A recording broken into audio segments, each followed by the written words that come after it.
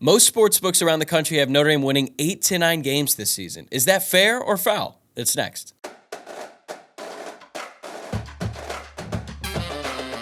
You are Locked On Irish, your daily podcast on the Notre Dame Fighting Irish.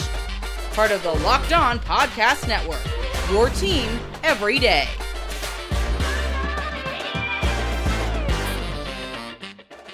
Welcome to Locked On Irish, and welcome to part 2 of my conversation with gambling expert Tim Murray. Both episodes are free and available on YouTube and wherever you get your podcasts. So if you haven't listened to part 1 yet, go check it out now, or you can just drop into that one after you finish this episode. It does not matter to me. I'm Tyler Wojcik, and I'm the host. I'm a Notre Dame alum and producer covering college football at Fox Sports. And as I said, this is part 2 of my conversation with Tim Murray. Tim is the host of VSiN's primetime radio show and their college football betting podcast. Plus, he's a diehard Notre Dame fan and is very tuned in to the program. In part 1, Tim and I talked about the reasons to be optimistic about the Irish heading into the 2023 season, and we picked some over-unders on player props. But in this episode, we're going to focus on individual matchups and some of the early lines that are out there. Then we'll wrap it up by giving our picks for Notre Dame season win total, which is at 8.5 right now on FanDuel. I know that might seem low, but Tim explains why he thinks the odds makers made it 8.5 and what the market has indicated about the public's feelings regarding the Irish in 2023. I'll give out the same disclaimer that I gave out in part 1. If betting isn't your thing, there's still plenty of season preview content about Notre Dame's biggest games in this episode that is not entirely predicated on gambling. So it's not like you have to be locked into the gambling scene for this conversation to apply to you. I promise, okay? Let's get to part 2 with Tim Murray. We have one more over-under that we need to discuss. I think you know which one it's going to be. I'm going to save that for the end because I want to go over some of the matchups first. You've tweeted this out. We're starting to see some different lines. Notre Dame is favored by 20.5 against Navy on FanDuel. We don't really need to spend a bunch of time on that. I'd rather start by talking about Notre Dame being -6 on the road against NC State. That's the latest I saw from VSiN. Some people think this is a game where the Irish could stumble. I just don't see it, but maybe I'm wrong. What do you think? Yeah, so I'll just tell you what the market's done so far. And to my knowledge, South Point here in Las Vegas is the only book that I've seen put this up. You know, Ohio State, USC, Clemson are at multiple books across the country. South Point, which is a local shop here in town, which is the ones I tweeted, put out NC State catching 7. So Notre Dame is a touchdown favorite. Seen a little bit of movement here to NC State. So it's down to 6. Look, it's kind of against my religion to lay points on the road, and there's a lot of curiosity with NC State, with Robert Anae reuniting with Brendan Armstrong. We didn't get to see those two together because Brendan Armstrong was hurt when they played that primetime, just shellacking Notre Dame handed UVA a couple of years ago when Armstrong was banged up, as mentioned. And then Armstrong was terrible last year. He was just awful. You talk about regression. That was all time. He was terrible. So he could be bouncing back here. I think this is, I think there are trickier / trappier games out there than NC State. I think Notre Dame will give them their full attention. I kind of like the way the schedule is situated. I think post Ohio State, pre-USC, and pre-Clemson, I think those 3 games, which we'll hit on with the Duke, Louisville, Pittsburgh games, are terrifying. The NC State game, for some reason, I don't know. I could eat these words, and we could get another hurricane down there and see Sam Mustipher trying to snap from the shotgun.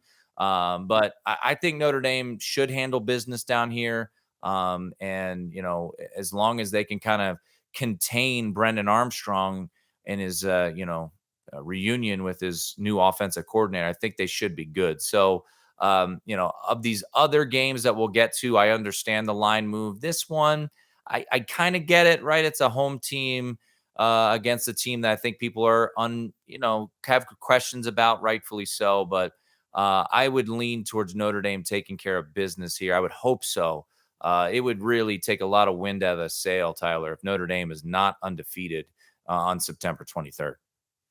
Yeah, there's other games on the schedule where just the time in which Notre Dame plays these teams, it doesn't really work out in their favor, and it creates a different level of stress. You mentioned Duke, you mentioned Louisville. I just don't see that with NC State. It's going to be the first real game that they play because they obviously open up against Navy in Dublin. Then it's Tennessee State, and then if we saw that second half against Navy, man, that's a real game.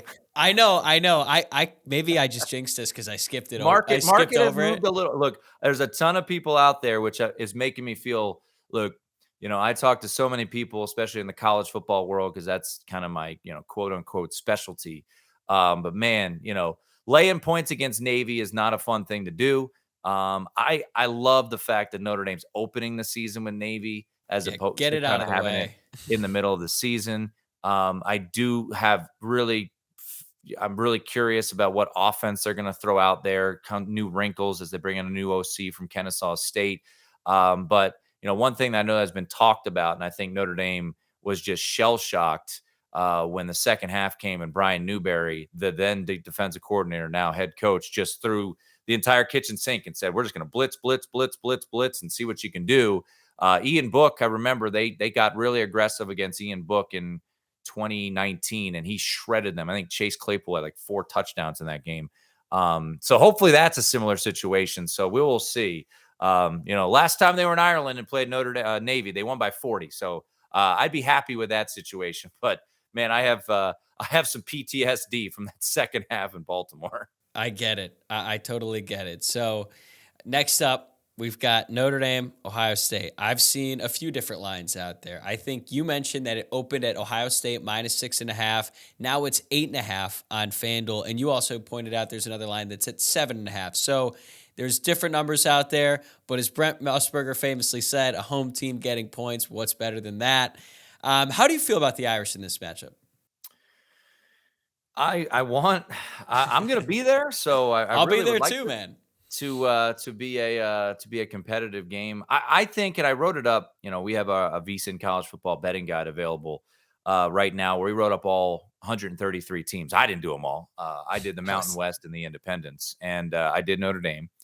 And what I said was, I think Notre Dame gets one of the big boys, and I don't know which one it's going to be. And you know, Tyler, you went to Notre Dame. I've been to, I don't know, 20 games in that stadium, something like that. I was at, Notre Dame USC in '05. That was, by far the best atmosphere I was ever a part of at a Notre Dame game on that campus. Notre Dame Michigan 12 was pretty unique, ugly game, but the juice there for USC Notre Dame was just on another level. If Notre Dame goes into that game undefeated, Ohio State will be undefeated. I think it'll rival '05. I really believe that. I think the juice there, the lack of winning, the alt uniforms. So look, I'll give this to Marcus Freeman, man. I know that Notre Dame got a lot of pats on the back. Hey, attaboy, way to go. Week 1. Played that. Close to the vest game. Let's just not get beat type of game plan, and they covered, but it really was not a pretty game. I think you're going to see a different approach this year. I think you're going to see a Notre Dame team confident, believing in their quarterback. I think they're a team that, you mentioned the Jordan Botello coming off the edge. Like, Notre Dame was unable to do anything penetrating in Columbus, and they have to get after the quarterback here in this game. They've got to make them feel uncomfortable. It's going to be a young quarterback. CJ Stroud was not that last year. Obviously they have elite wide receivers. Their corners are going to have to play the games of their lives, even if we do believe highly in Notre Dame. So, I do think this is a spot, that Notre Dame will be live. I don't know if they've got the horses to win this game. They're going to need some bounces to go their way, but at some point they're going to have to, pull off an upset like this against the big boy. And the Clemson game was one of the more impressive ass whoopings that I can recall. Probably the one that I enjoyed the most was that 2015 when they just murdered USC 49. 2017. That was my senior year. That was the most fun I've ever had in that stadium by far. That, I've told people this, like, we were doing, I was doing a show, and I'm like, "Nah, that was an incredible game." I was like, "Oh, I don't want these games close. I want just whooping." So, I think Notre Dame has it in them. I think Marcus Freeman has shown the ability to get his team up. The worry is keeping that even keel nature, right? And I think, but I do think Notre Dame has the chance to be live in that game. I really do. I agree. I think for all the reasons you just mentioned, they absolutely have to get after the quarterback because I hear about Ohio State a lot at Fox, and obviously they're high in their receivers. I think they just have faith that whoever Ryan Day has as a starting quarterback is going to do well. I have no reason to believe that Kyle McCord won't do well in college. Yep. Hell, him and Marvin Harrison Jr. were high school teammates. There's already a connection there. Their defense, they've got good linebackers, but I think there is a clear weakness on their offensive line. And it's, even though Notre Dame, we're not talking about their defensive line like we have in some years past, but if they can get after McCord, make his life difficult in his first real game on a really big stage, Notre Dame's going to have a chance in that one. So I feel confident saying that they will cover in that one. Winning outright, I mean, they just, in my lifetime, they have not beaten Ohio State. And with my Northeast Ohio roots, I have a lot of Ohio State fans in my life. So this would mean a lot.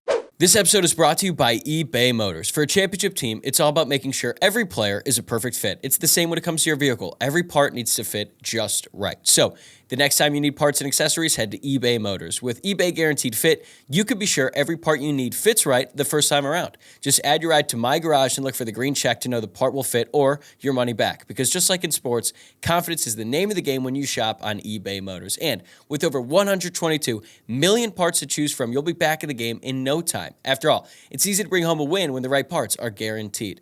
Get the right parts, the right fit, and the right prices on ebaymotors.com. Let's ride. eBay Guaranteed Fit, only available to U.S. customers. Eligible items only. Exclusions apply. I think it's time to move on to the next one. And I said Notre Dame was a home dog earlier. That's not the only time Notre Dame is going to be a home underdog this season, because right now they're getting 1.5 against USC on FanDuel. But I think you pointed out a line that Notre Dame's getting 3. So yeah. I don't really know what to think about this matchup. So what's your early lean? Yeah, I like I said, I think they beat one of them. I think the Clemson game, I'm pretty sure they're going to lose. I think Clemson's going to be pretty darn good this year. Cade Klubnik and with Garrett Riley. I think Clemson makes a big step in the right direction. The USC game, Tyler, correct me if I'm wrong, is that during finals week too? Normally, Notre Dame has a bye week the week before, and then they do that on purpose. This year, yeah, it is actually the week before the bye, and they have Louisville the week before that. So yeah, I think it won't be finals; it'll be midterms. But midterms. It'll be a factor potentially. Yeah, I mean, look, it's gonna be a great crowd. I hope it's as good as Ohio State. I don't think it will be. I think there's just gonna be an extra juice there for the Ohio State game. Once again, hoping that they're undefeated. I'm a bit worried about the Louisville game the week prior. Could that take a little bit of the air out of the balloon if Notre Dame were to go to Louisville and lose?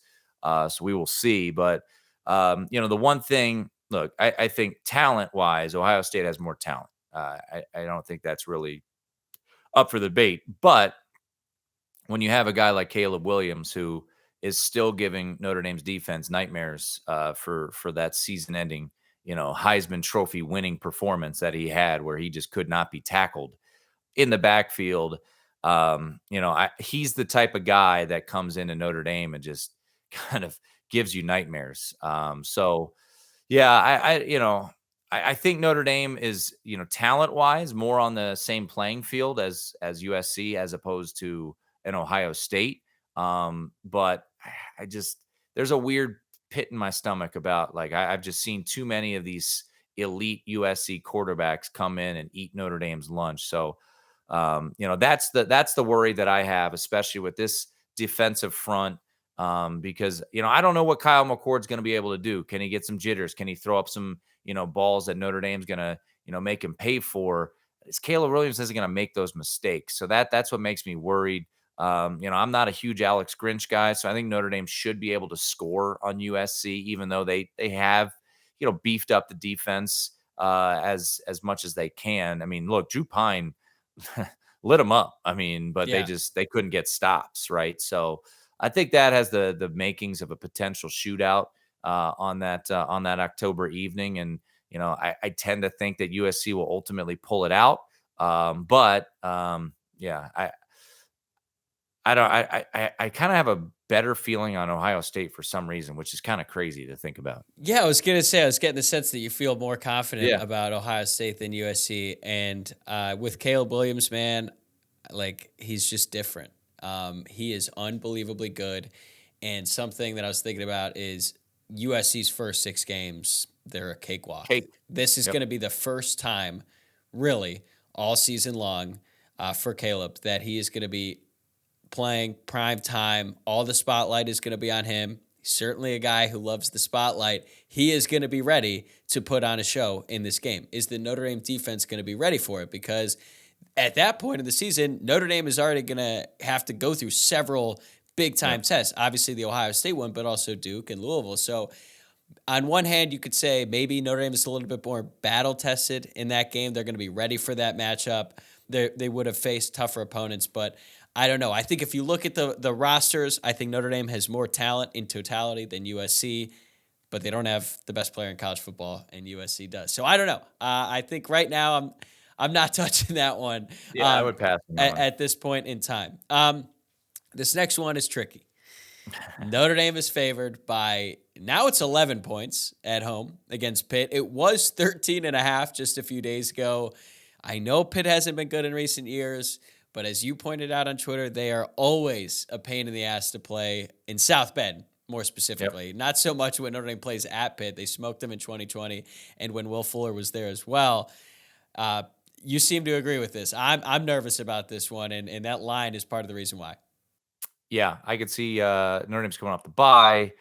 Notre Dame, I don't know what it is. It feels like, and I'm sure someone can prove me wrong, but just they tend to, that Louisville game, if I remember correctly, and the COVID year was off a bye. If it was like their 12-7 final score. I mean, they've had some of these ugly clunkers, and Pittsburgh's just that team, man.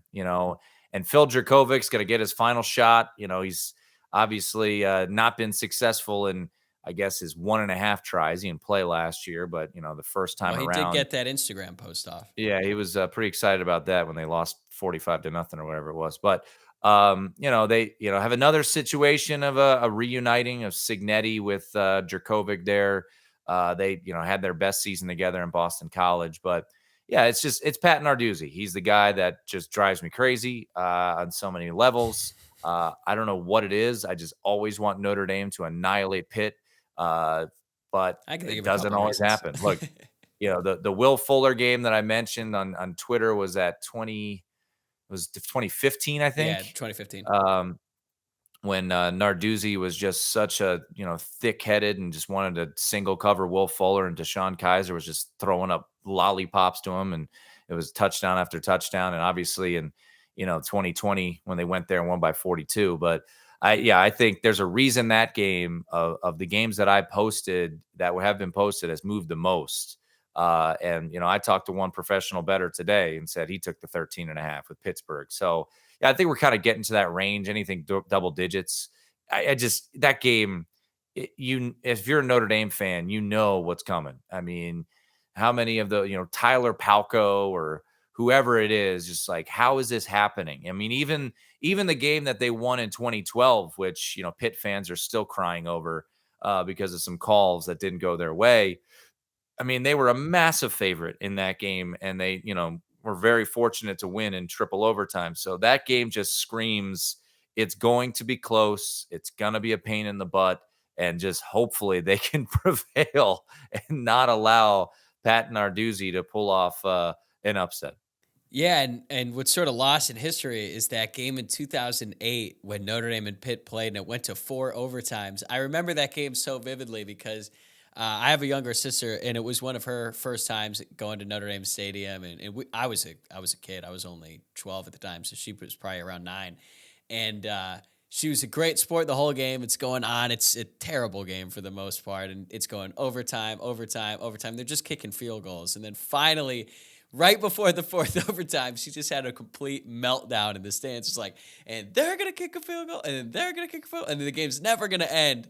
And that is just so... It just perfectly embodies the Notre Dame-Pittsburgh game. It's never fun, and a lot of times for Notre Dame, it has not turned out that well in the past. But I understand the concerns about the line. It is a little bit high, and there's certainly a world where Notre Dame could could sort of handle that whole game, and then they only win by 10, and then, Pittsburgh covers. So that's sort of a stay away from me. Last game line for you. We've already talked about it a little bit.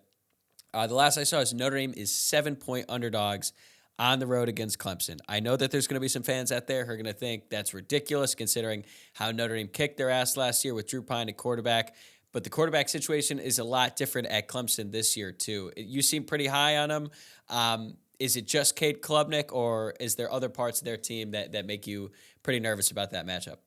Yeah, I think the defensive line is probably going to be the best one that Notre Dame faces this year. Probably the best set of linebackers that they'll face. So there's going to be a lot of challenges posed. And you just think back to the quotes that Dabo had, after last year's game where, he basically said every facet of the game, they kicked our butt. They out-physicaled us, they out-coached us, they did everything. So, this is not a situation. It's going to be primetime ABC. This is certainly not a situation where Clemson is going to, not that they ever would take Notre Dame lightly, but I think there's going to be extra gear ready to go. The offense for the most part of that game was, for Clemson, was just a disaster. And obviously it was DJ Uiagalelei for the majority, except for when Klubnik came in and threw the pick six. Which was glorious late in that game. So, no, Garrett Riley is going to bring a new dimension to that offense, something that they've needed for a while. I still have questions about their playmakers, but you look in the backfield and they've got one of the more dynamic running backs in the country. Certainly a guy that Notre Dame fans are still wishing that they had Will Shipley on the roster there. I think 7's getting a little rich. Anything under a touchdown, I think is probably fair. But yeah, I do think Notre Dame ultimately splits with Ohio State and USC and probably loses to Clemson. And look, if this team could get to 10-2, which we'll get to, I think it's a massive win. And I think it's massively a big growth situation for Marcus Freeman. But this is going to be quite the challenge. If they could pull this one off on the road, boy, that would be quite the successful season to go on the road to Clemson and to pull that one off. So, we will see how that plays out. But I think that is a pretty tough spot down there in Death Valley. First time I want to say, back at Death Valley since the monsoon game. And what was that, 2015? Yep. Yeah, I think that game, if Notre Dame is able to win that game, I don't care if they win by one single point, that would be so much more impressive to me than beating last year's team, because even though Notre Dame beat them soundly, that they just weren't as good of a Clemson team as we become accustomed to. So that's going to be a tough one. And I think when it comes to Notre Dame being 10-2, this gets us to our last one here. The last bet we have to discuss, the most important one. Right now, Notre Dame's regular season win total is 8.5 on FanDuel and pretty much everywhere else that I've seen so far. Yeah. That seems low. I think we are both on the same page here that they could probably get to 10-2. I guess the difference is, in my head, 10-2 and 8-4, like those extra two losses would be so much worse than just a 9-3 year. No, I think 9's the right number. We've seen money come in under 9. That's why a majority of the books, as you alluded to, are at 8.5. And 8.5 is probably right. And let me just kind of point it out this way. They're an underdog in 3 games. So that's what it kind of boils down to is, can Notre Dame, who lost to Marshall as a 3-touchdown favorite and Stanford as, I can't remember, but probably a 3-touchdown favorite, whatever it was, can Notre Dame avoid those losses? And I think the tricky spots are tougher this year, right? I mean, you've got a road trip to Louisville. You've got a road trip to NC State where the look-ahead line is under a touchdown. You've got a road trip to Duke, who I think will regress a little bit, but I still think well-coached team. Dane Brugler had their quarterback is the 4th best quarterback, or pro prospect coming into this year. You've got the Pitt game that we discussed. I don't think Wake Forest is going to be very good this year. However, you got that spot there. So, yeah, I mean, you've got some tricky landmines. So while I understand why most Notre Dame fans are hoping for 10 wins, which I absolutely want and would love it, the numbers probably accurate because of the 3 games that they're actually an underdog in. You're looking at some other win totals out there. Look at Alabama. It's at 10.5 or 10. They're a favorite in every single game. So they've got some close lines, but they're a favorite in every single game. Michigan, same thing. They're going to be a favorite in every game. It's 10.5. So, look at those, use those as examples, right? Notre Dame's already an underdog in 3 games and their win total is 8.5. Michigan's win total is 10.5. They're a favorite in every single game. Alabama's win total is 10.5. They're a favorite in every single game. So, they're giving them even a little bit more leeway to potentially trip up there. So, look, I want this team to win 9 games. My prediction is 9. But as I wrote up in the VSiN guide, I think it's more likely that it's 8 wins than 10 wins, and that's why I would lean towards the under. And it boils down to this, Tyler.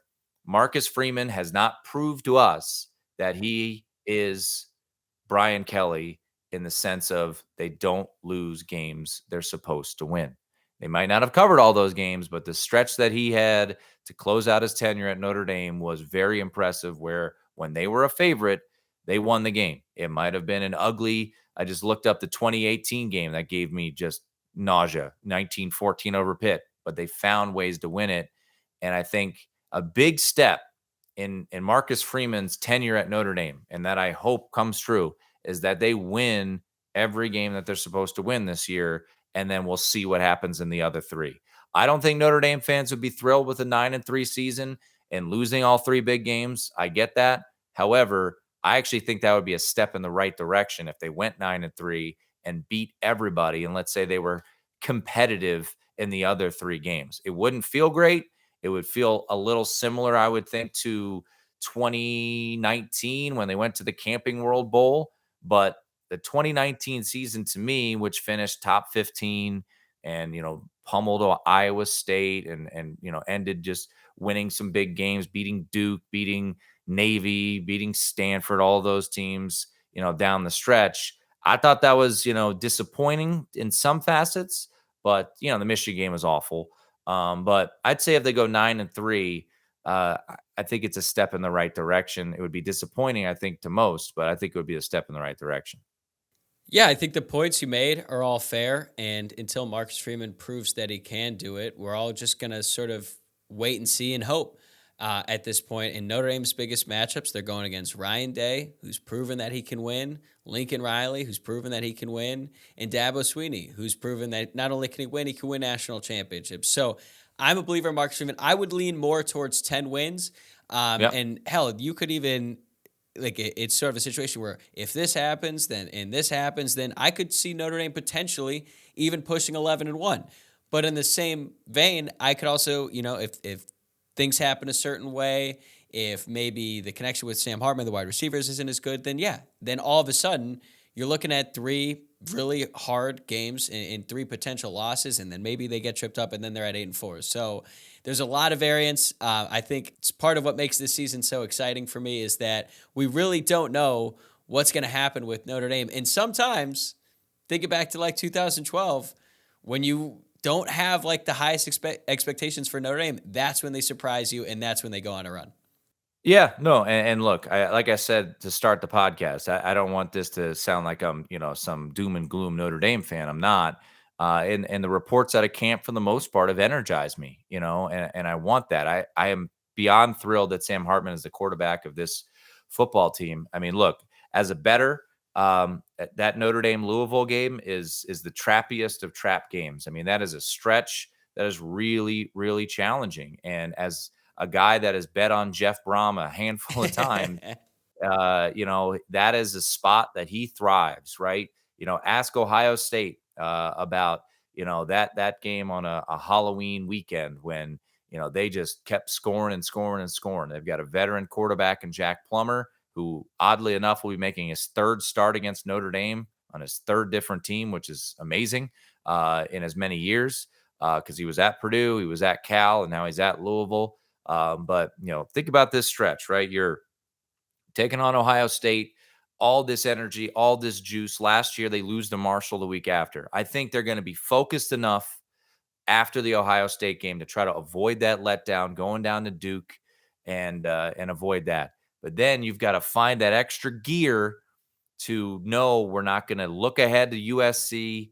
We got to beat a Louisville team who, is the first year of a new era. I haven't looked at Louisville's schedule off the top of my head, but they don't have a ton of big games. They don't play Florida State. They don't play Clemson. Their biggest game, outside of Kentucky, which will be the end of the year, their rival is Notre Dame, a local-ish team, a couple hours away. They're going to pack that place. Last time Notre Dame was there, it was kind of that, not pretty game on Labor Day night against a not very good Louisville team. I think they're going to be up for it. So that is the biggest game for me. If they could figure out a way to beat Louisville, that would really be a feather in the cap, in my opinion, of Marcus Freeman telling me, okay, he can figure out ways. We know he have been shown that he is capable of getting his teams to the highest level. That Clemson game may never happen in the Brian Kelly era, where they go out and pummel someone. Like the Oklahoma game, if you go back and rewatch it a little bit, right? Such a great game, such a great moment, but they scored a late touchdown after Oklahoma went for it, I think on 4th down, and made it 30-13. Notre Dame Clemson was pure dominance, and they were buttoned up, they were ready to go. This is a game that BK would probably find a way to win, especially late in his tenure. So Marcus Freeman, I really hope the Louisville game to me is the biggest one I have circles. Like, figure out a way to go on the road. It's probably going to be prime time. Figure out a way to win this game, because that is going to be a juiced atmosphere with a damn good coach in Jeff Brom. Yeah, I think Urban Meyer still has nightmares about Jeff Brom and maybe more specifically Rondale Moore running all over his defense. But Tim, I have taken up way too much of your time. You can listen to Tim every Monday through Friday from 6 to 9 p.m. Eastern on VSiN's primetime radio show, as well as their CFB betting podcast. I'd encourage you to give him a follow on Twitter as well, at @1TimMurray. Tim, I've really enjoyed having you on, man. Thanks so much for taking the time, and let's do it again soon. Yeah, Tyler, anytime, man. This is a blast. And believe me, I hope for 12-0. I'm not trying to be pessimistic. So let's go Irish, and hopefully we have ourselves a hell of a year. 5 minutes before kickoff, I'm going to be thinking we're 12-0 and then Navy game.